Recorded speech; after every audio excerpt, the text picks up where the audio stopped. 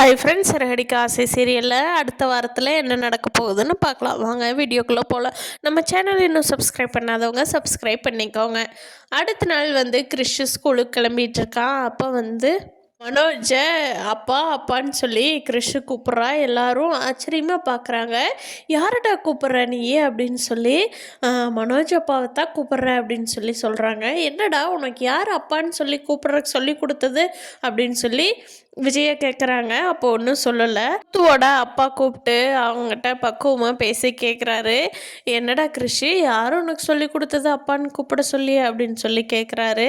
அதுக்கு கிருஷி கை நீட்டுறா. யாருன்னு பார்த்தா ரோஹிணி காட்டுறா.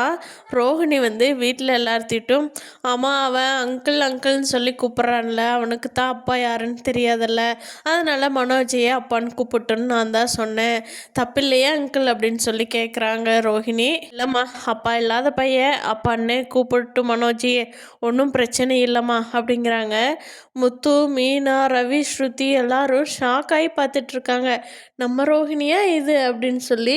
மீனாவும் அவங்ககிட்ட எதுவும் தெரியாத மாதிரியே அவங்ககிட்ட சமாளிச்சுக்கிறாங்க. மீனாவுக்கும் முத்துவுக்கும் இந்த கிருஷ்ணனால் அவங்க 2 பேர் தான் பாவம் சண்டை பிரிஞ்சிடுற மாதிரி இருக்குது. ரோஹிணி காப்பாற்ற போய் மீனா மன உளைச்சல்லையும் முத்து கிட்ட கெட்ட பேரும் வாங்கிட்டு இருக்காங்க. பார்க்கலாம் ஃப்ரெண்ட்ஸ், அடுத்தடுத்த வாரங்களை ரோஹிணி கூடிய சீக்கிரம் உண்மையை சொல்லிடுவாங்களா, மீனாவுக்கு ஒரு நிம்மதி கிடைக்குமாங்கிறத. இந்த வீடியோ பிடிச்சிருந்தா லைக் பண்ணிக்கோங்க. நீங்கள் என்ன நினைக்கிறீங்கன்னு கீழே கமெண்ட் பண்ணுங்கள். தேங்க்யூ.